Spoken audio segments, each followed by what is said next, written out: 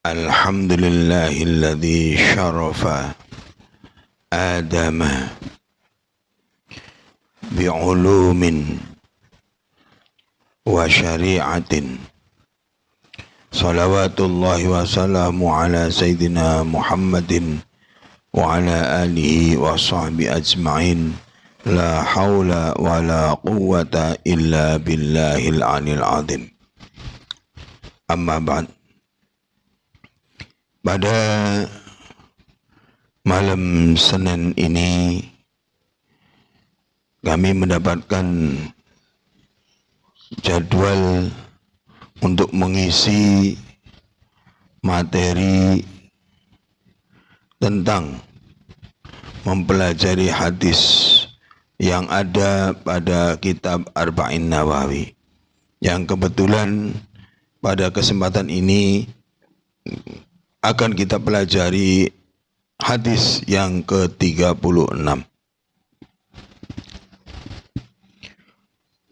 Untuk itu akan kami bacakan lebih dahulu beserta maknanya dengan cara Jawa. Bismillahirrahmanirrahim. An Abi Hurairah, saking Abi Hurairah radhiyallahu anin Nabi, saking Nabi sallallahu alaihi wasallam, qala dawu sapa Nabi, man sapane wong nafasa ngluasaken atau jembaraken an mukminin saking wong mukmin kurbatan ing kerupakan min kurabid dunya saking pira-pira kurupakane dunya, nafasa maka bakal jembaraken sapa Allah sallallahu anhu saking man kurbatan ing kerupakan min kurabid yaumil akhirah yaumil qiyamah saking pira-pira kerupakane yaumul qiyamah. Wa man lan sabane wong yasara gampang-gampang akan sapa siman an muskirin saking wong kang fakir atau wong kang susah, yasarahu maka bakal gampang akan ing siman sapa Allah sallallahu alaihi wasallam fid dunya indal dunya wal akhirat dan akhirat.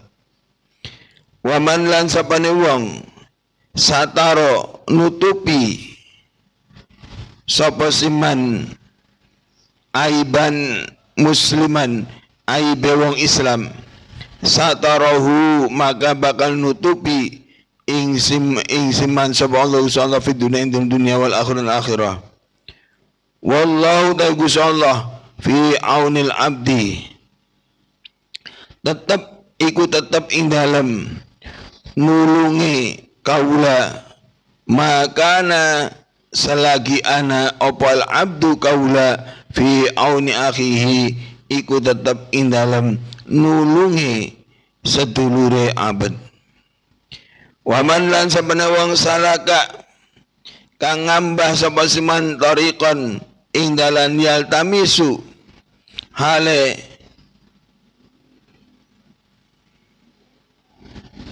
luruh sapa siman fihi ing dalam ma ilman ing ilmu, sahala maka bakal gampang akan sapa Allah sallallahu alaihi wasallam tariqan ing dalan ila jannati maring surga.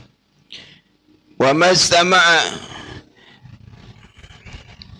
lan ora kumpul sapa kaumun kaum fi baitin ing dalam ummah min buyutillahi saking pira-pira umah Gusti Allah, yatslu maca sapa kaum kitab Allahi ing kitab Gusti Allah, wa yatadarasunahu lan deres sapa kaum ing Al-Qur'an bainahum ing antarane kaum illa kejaba nazalat temurun alaihim ingatase kaum as-sakinatu apa rasa anteng, rasa tenang, wa ghasyiyatuhum lan ngungkebi ing kaum apa ar-rahmatu rahmat, wa khaffathum lan ngepung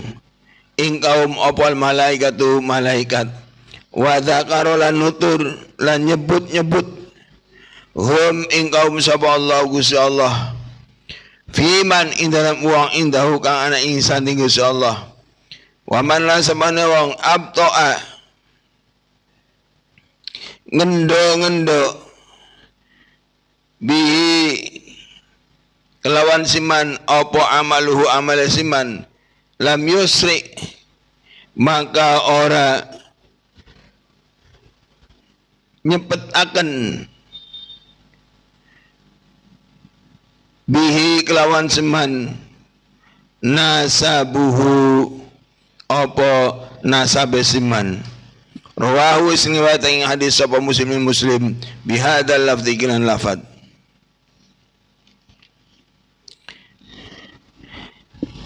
Hadis yang ke-36 yang diriwayatkan oleh Abu Hurairah radhiyallahu an. Rasulullah bersabda, barang siapa yang menolong, memudahkan atas kesulitan-kesulitan dunianya orang mukmin, maka Allah akan memberikan kemudahan kepada orang tersebut atas kesulitan-kesulitan nanti pada yaumul qiyamah.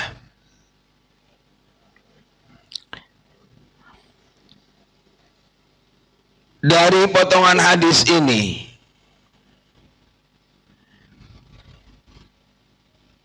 memberikan gambaran kepada kita semuanya.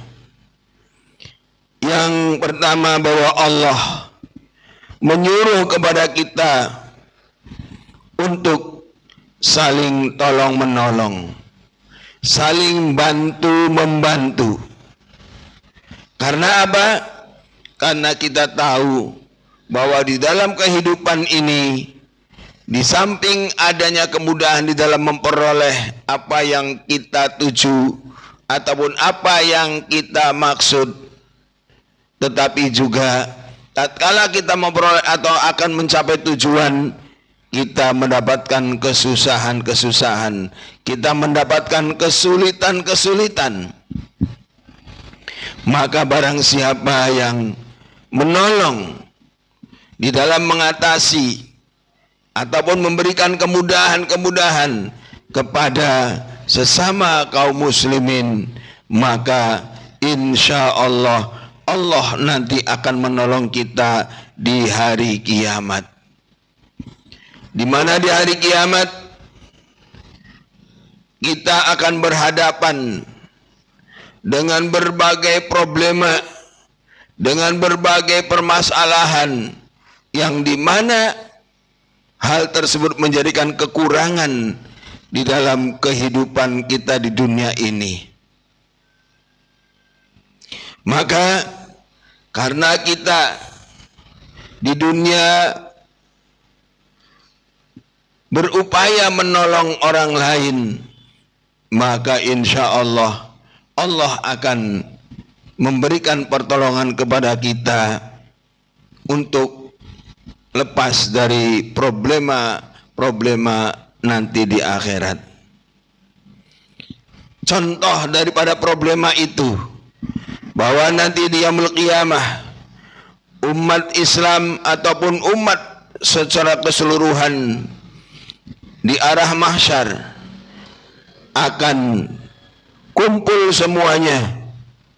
Kemudian di dalam perkumpulan ataupun kumpulnya manusia secara keseluruhan tersebut, yang dibutuhkan diantaranya adalah pengakuan atas jamaah-jamaahnya ataupun atas umat-umatnya.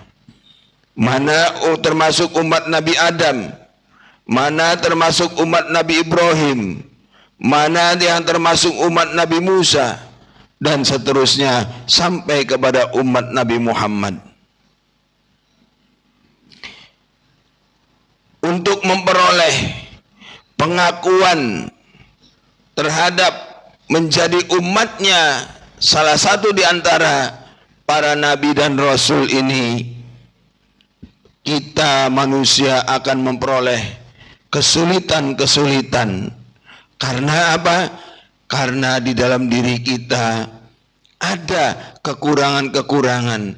Kalau mengaku di antaranya menjadi umat Nabi Adam, apakah kita melaksanakan syariatnya Nabi Adam?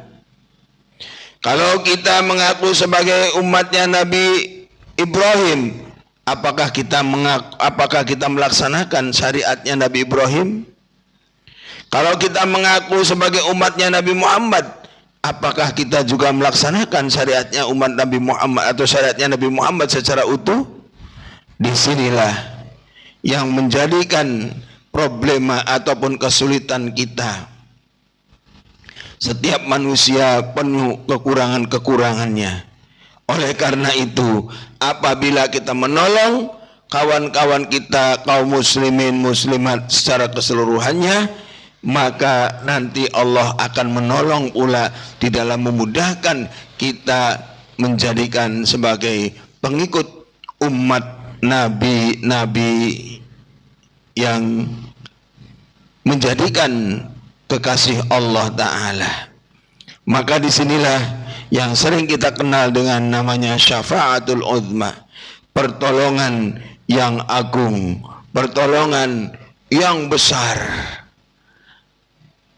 yaitu dari Nabi kita Muhammad sallallahu alaihi wasallam. Wa man satara musliman satarallahu fid dunya wal akhirah wallahu fi aunil abdi ma kana al abdu fi auni akhihi. Barang siapa yang menutup aibnya, tidak memberikan informasi kepada orang-orang lain tentang aibnya seseorang muslim, maka Allah akan menutup aib kita pula, baik itu di dunia ataupun di akhirat. Allah senantiasa berada pada kesanggupan hambanya di dalam menolong sesama kaum muslimin. Mustami'in rahimakumullah, menutupi aib ataupun menutupi kekurangan seseorang, wabil khusus adalah orang Islam, itu merupakan satu ajaran Nabi kita Muhammad sallallahu alaihi wasallam, yang dimana Rasulullah pun mengatakan bahwa al-insan makhlul khata wan nisyan, manusia adalah tempatnya salah dan manusia tempatnya lupa. Dari salah dan lupa inilah menimbulkan, menjadikan keaiban, menimbulkan, menjadikan suatu ciri kejelekan kita, ciri kejelekan seseorang, dan menjadikan satu kekurangan dari kita. Oleh karena itu perlu ditutupi, perlu dibantu untuk menutupi aib tersebut. Pengertian menutupi aib di sini ada dua. Yang pertama, menutupi dalam arti kita tidak menyebarluaskan informasi tentang kejelekan orang lain. Yang kedua, menutupi dalam hal ini, kita memberikan nasihat kepada kawan-kawan kita kaum muslimin muslimat yang sedang dalam keadaan terjerumus ke dalam tingkah laku kemaksiatan. Beri nasihat, dengan nasihat itu maka akhirnya keaiban yang dilaksanakan tersebut akan tertutupi dengan adanya taubatan nasuha. Hadis berikutnya, waman salaka tariqan yaltamisu fihi ilman sahalallahu tariqan ilal jannati. Barang siapa yang berusaha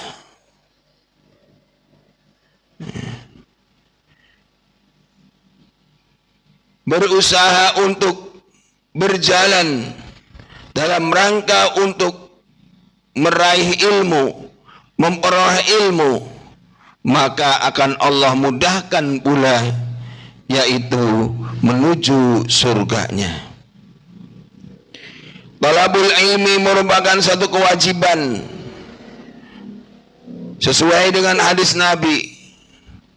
Talabul ilmi faridatun ala kulli muslimin wal muslimatin, bahwa mencari ilmu itu adalah wajib bagi muslim laki-laki dan muslim perempuan.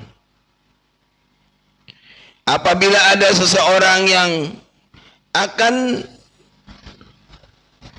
mencari ilmu yang kemudian oleh kita diberi jalan, diberi nasihat, diberi petunjuk-petunjuk yang supaya dia bisa dan mau, yaitu mencari ilmunya.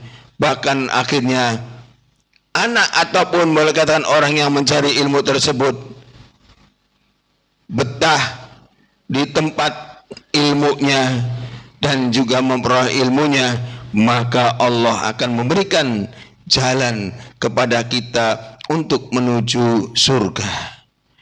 Hal ini menunjukkan bahwa sesuai apa yang disampaikan oleh Rasulullah pula, yaitu barang siapa yang menolong kepada orang seorang untuk berbuat baik, maka kita akan memperoleh pahala, yaitu sesuai dengan orang yang melakukan kebaikan tersebut. Barang siapa yang memerintahkan kepada kebaikan, maka perintah itu kemudian dilaksanakan oleh orang tersebut, maka yang memerintahkan itu akan memperoleh pahala sama seperti orang yang melaksanakan kebaikan itu. Ini pun demikian pula, barang siapa yang memberikan motivasi dorongan yang sehingga anak itu betul-betul senang di dalam menuntut ilmu, betah dalam menuntut ilmu, sehingga berhasilnya ilmu tersebut oleh orang tersebut, maka kita yang memberikan motivasi, dorongan dan seterusnya, maka kita akan mendapatkan pahala dengan bahasa sahalallahu lahu tariqan ilal jannah.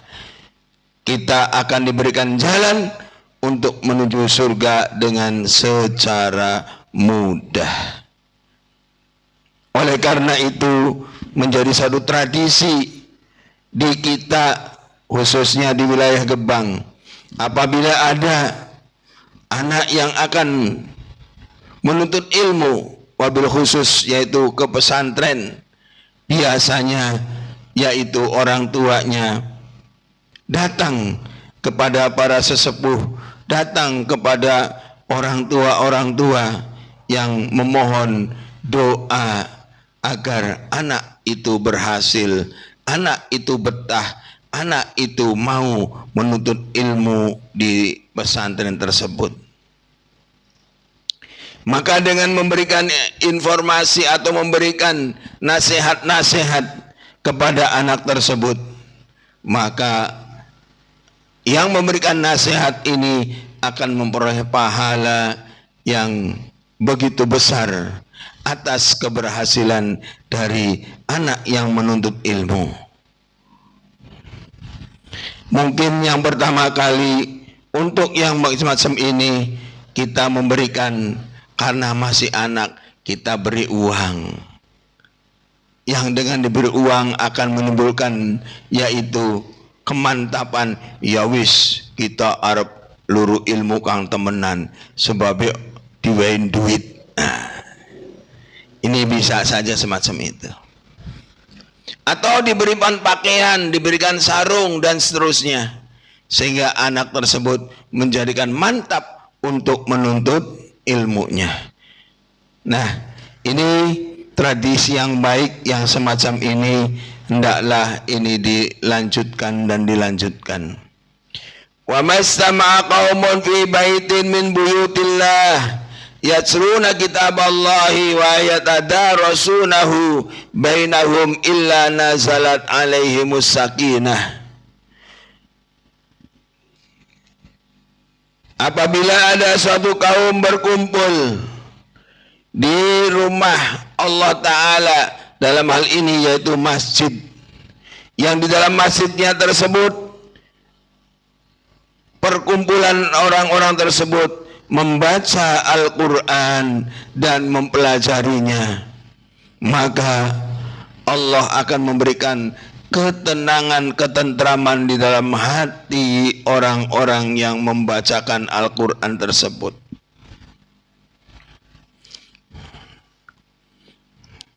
Bukan hanya boleh katakan memperoleh ketenangan dalam hati, wa ghasiyatuhumur rahmah, Allah akan memberikan segala rahmatnya Allah akan diberikan kepada orang yang mempelajari dan membaca Al-Quran tersebut. Wa khaffatkumul malaikah, dan para malaikat turun dari langit untuk menyaksikan yaitu bacaan-bacaan ataupun proses mempelajari Al-Quran tersebut. Di samping itu pula Allah akan selalu menyebut-nyebut nama-nama jamaah yang ada tersebut di hadapan makhluk-makhluk Allah yang lainnya. Artinya Allah sangat bangga dengan hamba-hamba Allah yang senantiasa taat dan patuh dan juga memanfaatkan fasilitas-fasilitas yang Allah berikan kepada hamba-hambanya. Untuk apa? Untuk taqarrub kepada Allah Ta'ala dengan membaca Al-Quran dan mempelajari Al-Quran. Suatu tradisi juga di kalangan kita semuanya. Biasanya masjid ataupun mushola dijadikan sebagai tempat untuk belajar. Belajar Al-Quran, belajar ilmu-ilmu agama. Namun dengan perkembangan yang sekarang ini, dikarenakan adanya kekhawatiran khususnya bagi kalangan kaum wanita, karena masjid ataupun mushola kita diwajibkan untuk menjaga kesuciannya dari najis, maka tentunya akhirnya para asatid, para kiai memberikan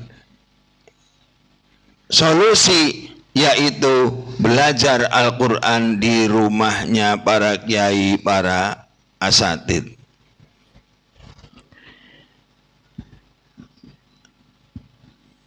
Kalau melihat ataupun melihat daripada hadis ini, yaitu wa mastama'a qaumun fi baitin min buyutillah.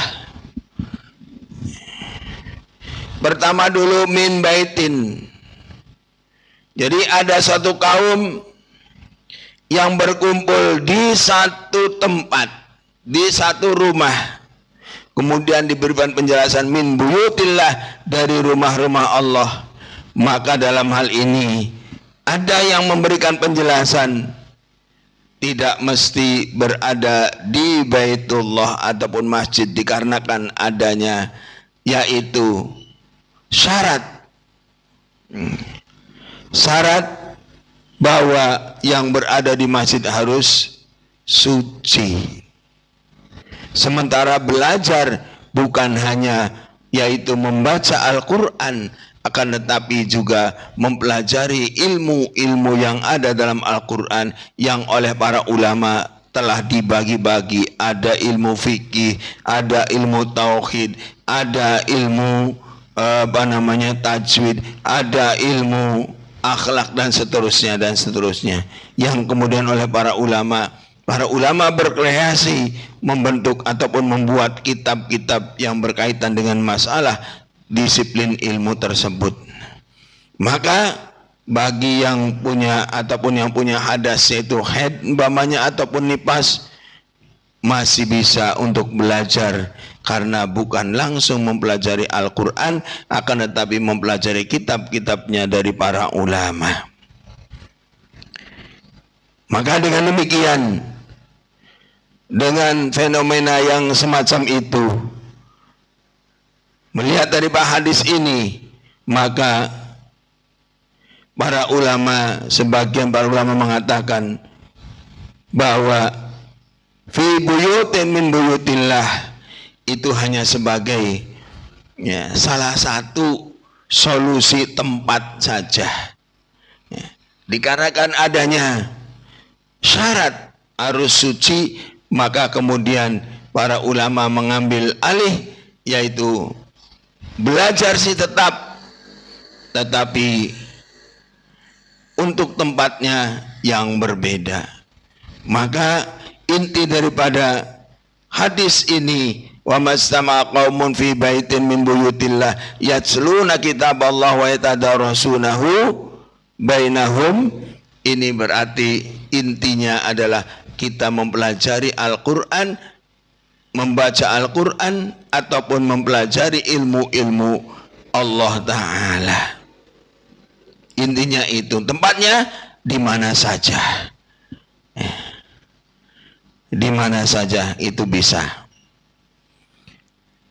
Hal ini tidak mengurangi dari pemberian Allah akan rasanya ketenangan, ketentraman hatinya, dan juga tidak mengurangi rahmat Allah memberikan kepada kita, dan juga tidak menghalangi para malaikat turun ke tempat majelis taklim tersebut, dan juga tidak mengurangi Allah akan bangga terhadap orang-orang yang belajar tersebut.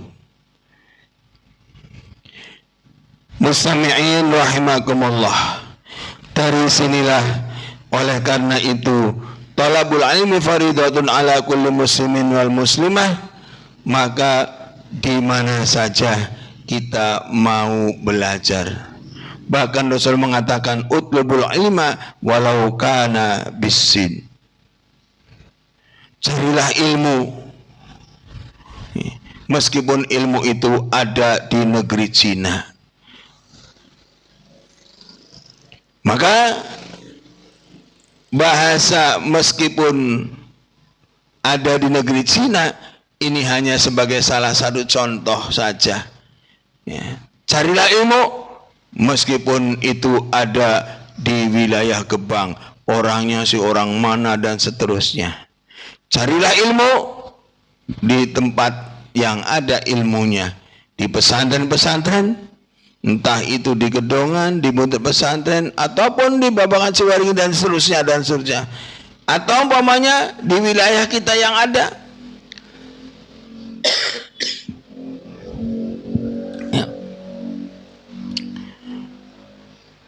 Di desa Gebang Udik dirintis pula adanya pesantren, yaitu pesantren Baitul Makmur. Dirintis dari mulai sekarang, yang mudah-mudahan sampai di kelak nanti akan menjadikan pesantren yang lebih besar lagi dan lebih besar. Ya, dengan menyediakan berbagai disiplin ilmu dan juga strata pendidikannya dari tingkat RA, bahkan PAUD RA-nya, kemudian tingkat MISD-nya, kemudian tingkat MTS SMP-nya, tingkat MA SMK dan SMA-nya.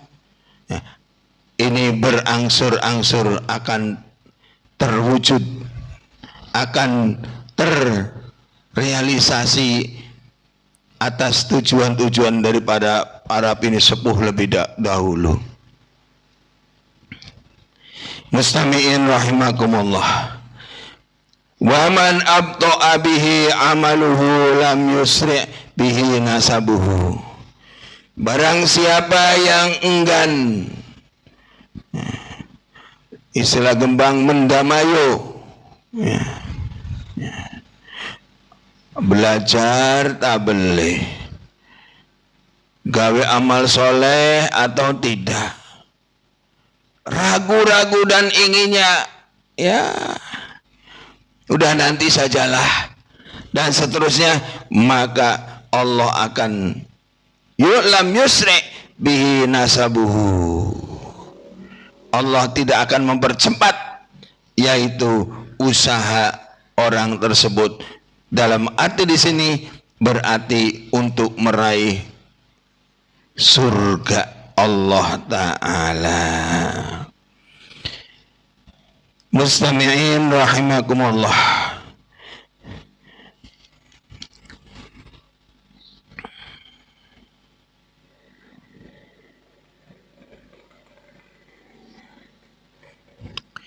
Di dalam kita menuntut ilmu, tentunya ingin memperoleh ilmu yang bermanfaat. Dengan ilmu yang bermanfaat inilah kita bisa menolong kepada orang-orang yang susah, orang-orang yang menghadapi kesusahan dalam kehidupannya. Bisa saja kita menolong dengan nasihat, bisa saja kita menolong dengan materi, atau mungkin juga bisa dengan menolong dengan cara pikiran kita. Kesemuanya usaha kita di dalam menolong kawan-kawan kita, Allah tidak melupakannya. Wa may ya'mal mithqala dzarratin khairan yarah wa may ya'mal mithqala dzarratin syarran yarah. Allah akan tunjukkan amal perbuatan kita yang baik sekecil apapun, dan Allah juga akan menunjukkan amal perbuatan kita yang jelek sekecil apapun. Artinya di sini Allah tidak menyia-nyiakan. Allah tidak tinggal diam. Tidak seperti kita, layung setitik bekah. Lah cuman sedikit, dosa juga sudah kecil, nggak apa-apa. Ya. Umpamanya minum khamar, ya pada seloki be, enggak mabok. Nah ini, ya ini sedikit, tetapi dalam hal ini tetap itu merupakan satu larangan dari Allah Subhanahu wa Ta'ala. Nah, orang-orang yang dalam keadaan semacam itu kita tolong, kita beri nasihat, kita berikan arahan-arahan yang sehingga merasa dirinya berkewajiban untuk taubatan nasuha. Pertolongan bukan hanya dalam mengatasi segala kesulitan saja, tetapi juga kita kadang-kadang punya kekurangan-kekurangan, keaiban kita yang menjadikan penghalang bagi kita untuk bisa berkumpul dengan orang lain, ataupun mungkin kita akan menolong orang lain padahal kita sendiri terkena aib tersebut. Maka dalam hal ini Rasul mengatakan, man satara musliman satarallahu fid dunya wal akhirah. Barang siapa yang menolong untuk menutupi aib seseorang, maka Allah akan menutup keaiban kita di dunia dan di akhirat. Tentunya dalam hal ini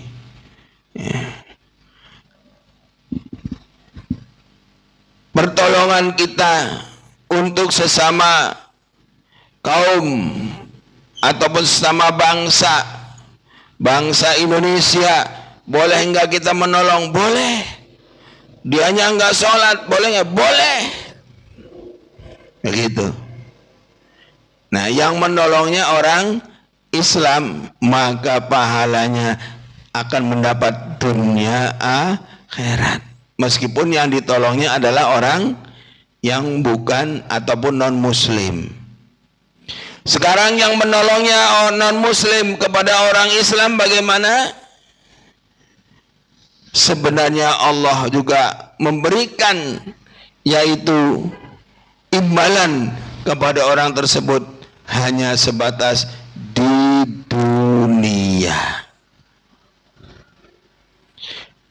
Jadi orang-orang yang non muslim yang menolong kepada orang-orang Islam, dia memperoleh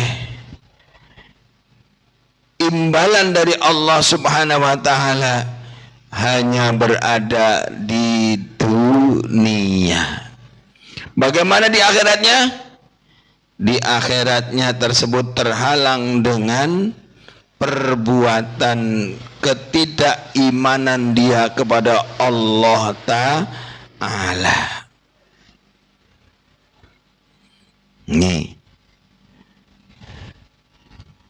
Jadi apabila ada non muslim menolong kepada kita, bagaimana? Ya kita terima. Ya. Karena apa? Mempunyai manfaat di dunia. Ya. Ada kemanfaatan di dunia. Dia hidup di dunia, kita hidup di dunia. Ada kemanfaatannya. Tapi kalau sudah mencapai kepada akhirat, terhalang dengan keimanannya. Nih.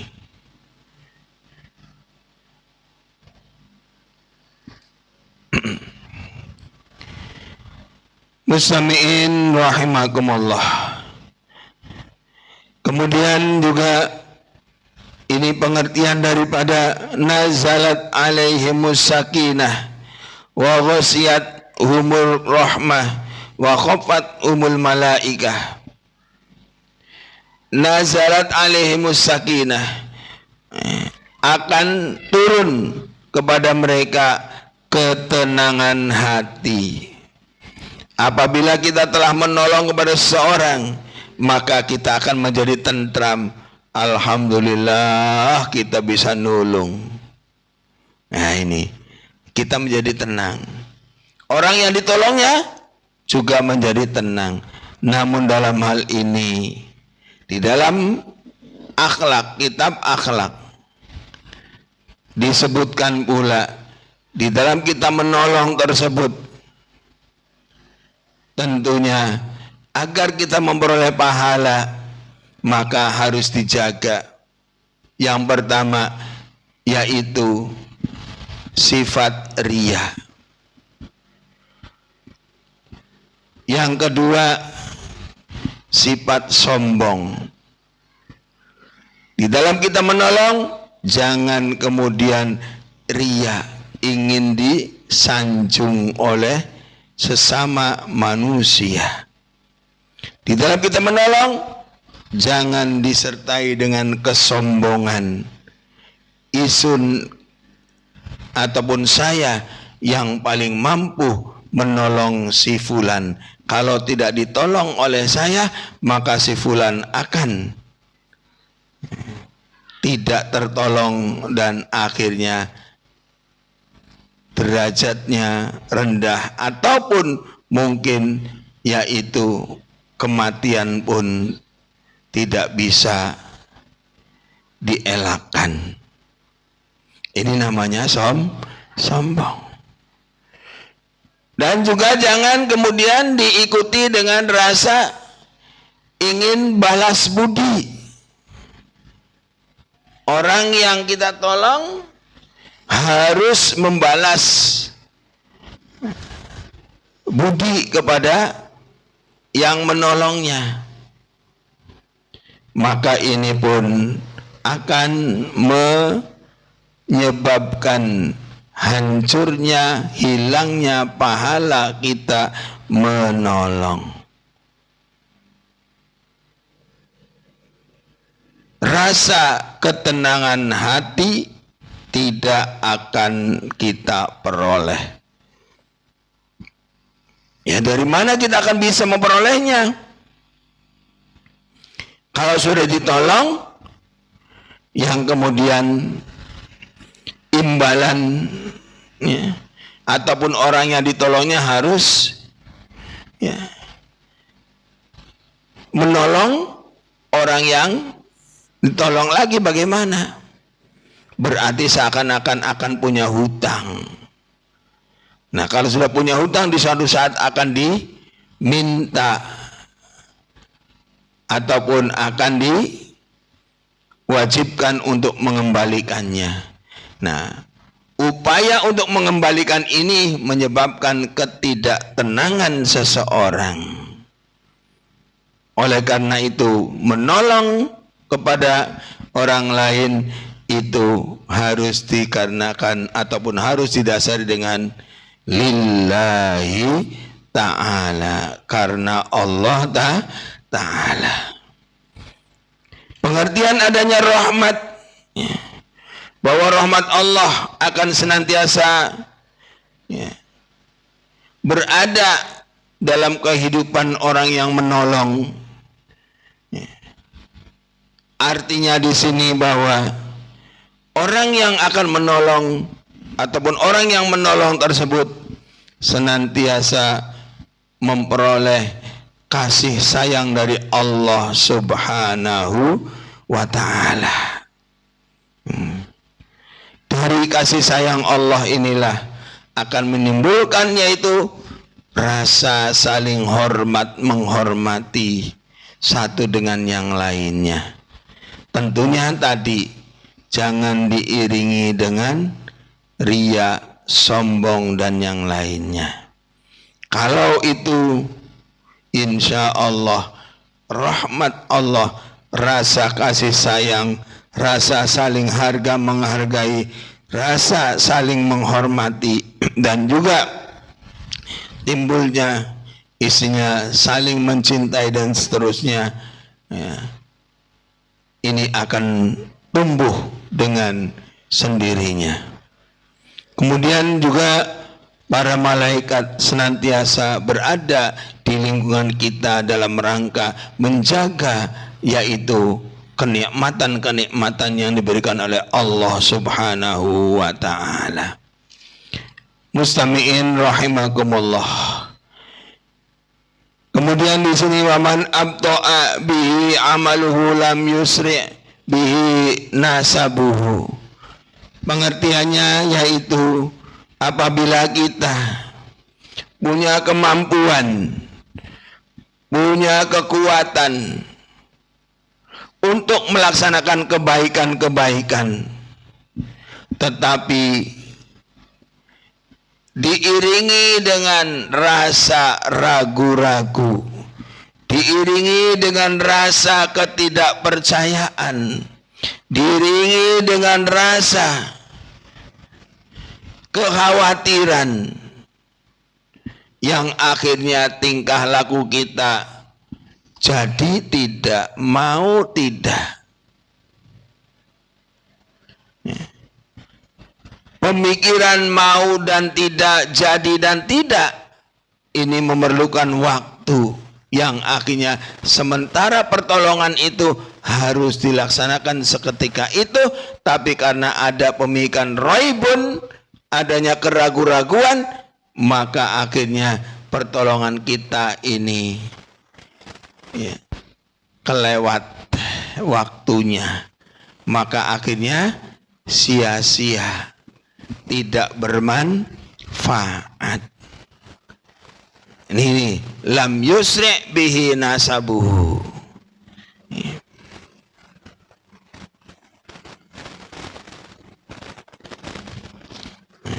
Allah tidak akan mempercepat untuk memperoleh surga Allah Ta'ala, untuk memperoleh pahala Allah Ta'ala.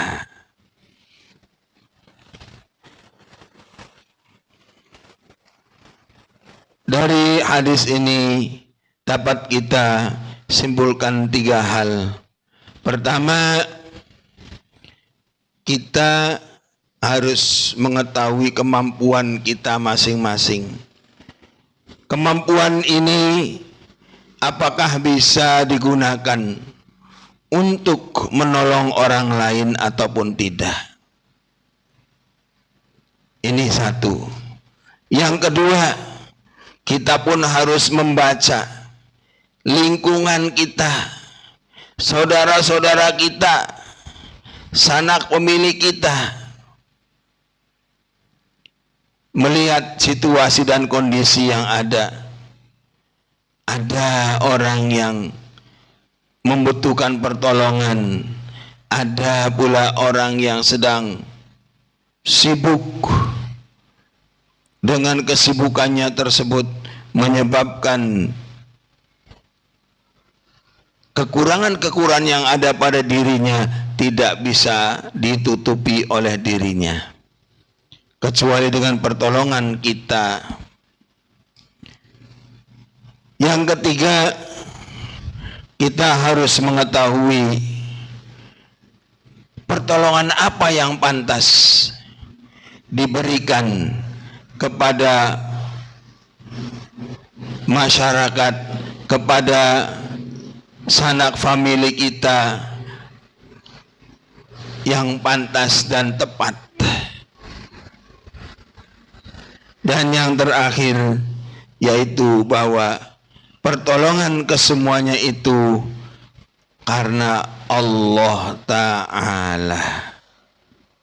Mudah-mudahan dengan 4 tadi sebagai pemahaman kita terhadap hadis ini bisa dipahami dengan sebaik-baiknya dan bisa kita laksanakan dalam kehidupan kita demi memperoleh yaitu kebahagiaan dunia dan akhirat. Demikian yang bisa kami sampaikan dan mohon maaf. Alafu minkum wallahu muwaffiq ila aqwamit thoriq. Assalamualaikum warahmatullahi